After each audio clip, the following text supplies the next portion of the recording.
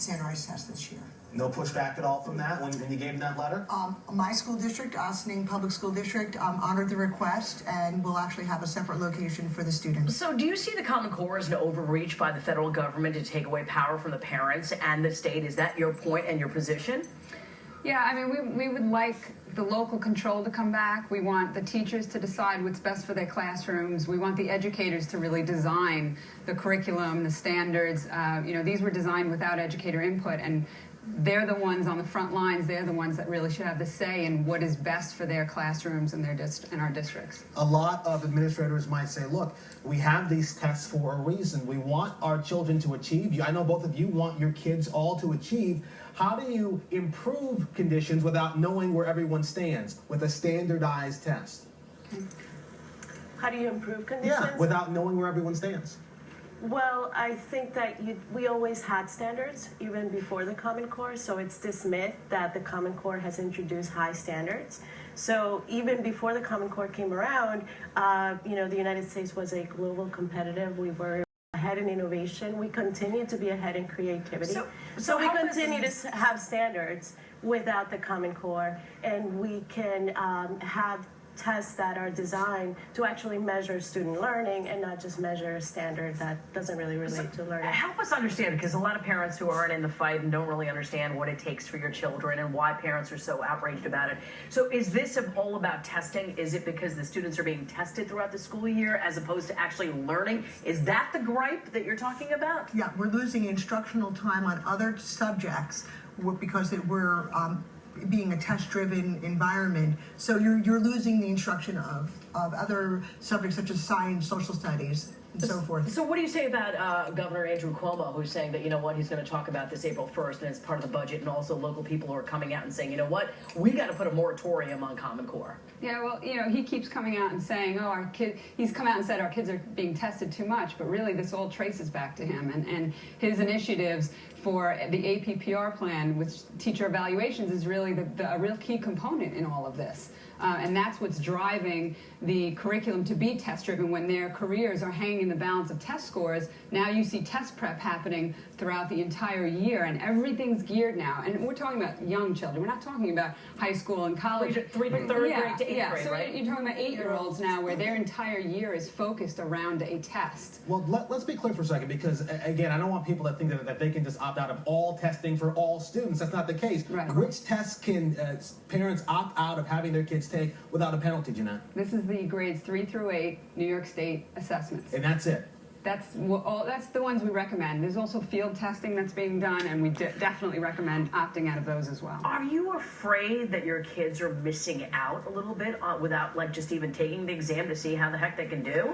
Well, back in 2011, the Academy of Sciences actually presented to Congress showing that there is really no merit or benefits to these tests. So, in fact, what we're saying is we're standing up for the children, our own children, children of New York, and saying these aren't this is taking, you know, this isn't a valid measure, and this isn't attributing to my child's outcome. Is there a financial aspect of this story, though, of this testing? I mean, that we should talk about. Do the schools miss out on any funding if say more than 5% of students opt out?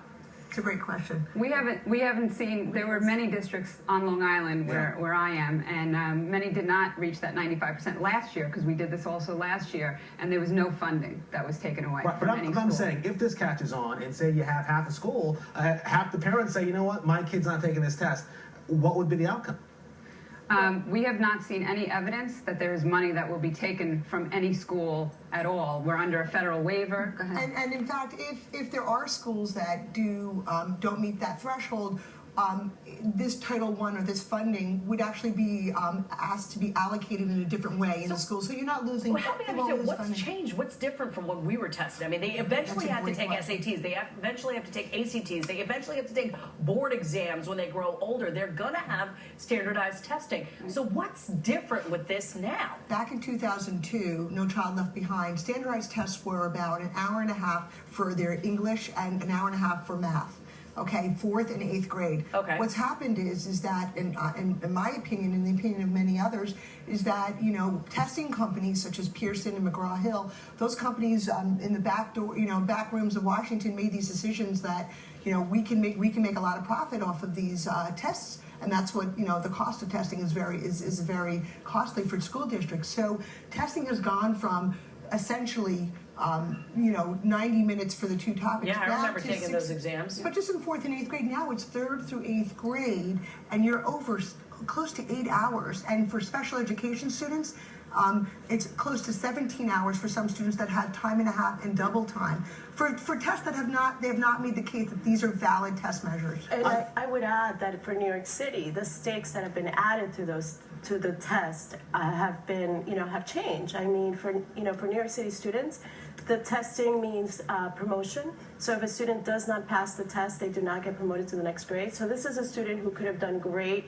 all year round, whose teachers speak highly of him, who has perfect attendance, and if they don't pass the test, they don't get promoted. This test is also attached to teacher evaluation. Okay, so now you're taking the score of an 8-year-old to measure the value of a teacher. And the tests are also attached to school report cards. I just want to read a statement from the Department of Education because I want to make sure that we get that voice out there as well. They released a statement to us about this issue, and here's what they said. State assessments in English and math offer an opportunity for educators and parents to gauge the progress a child is making toward the standards. Why wouldn't a parent want to know how well his or her child is doing? That's the question that they're asking.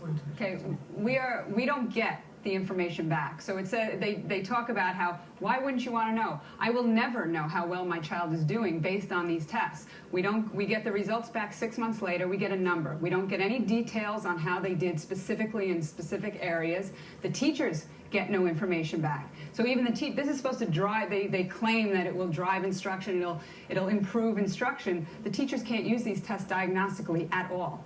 They're of no use to the teacher. If they're of no use to the teacher and cannot help improve instruction, then why would my child go through that many hours of testing and hijacking the entire curriculum for what? I don't see any kind of benefit to my child, to the teacher, to the classroom. Well, your children are opting out and a lot of other children's are opting out. This is a discussion that's going to continue in Albany on April 1st. Your kids will also be taking, or if they want to, the ELA exam from April 1st, April 3rd, and then the math is April 30th to May 2nd. So this is to be continued. What's happening with the Common Core? Thank you for joining in the discussion. Thank you. Filling in the blanks, really, because you really added a lot of insight to us this morning. 7:42, coming up, drama.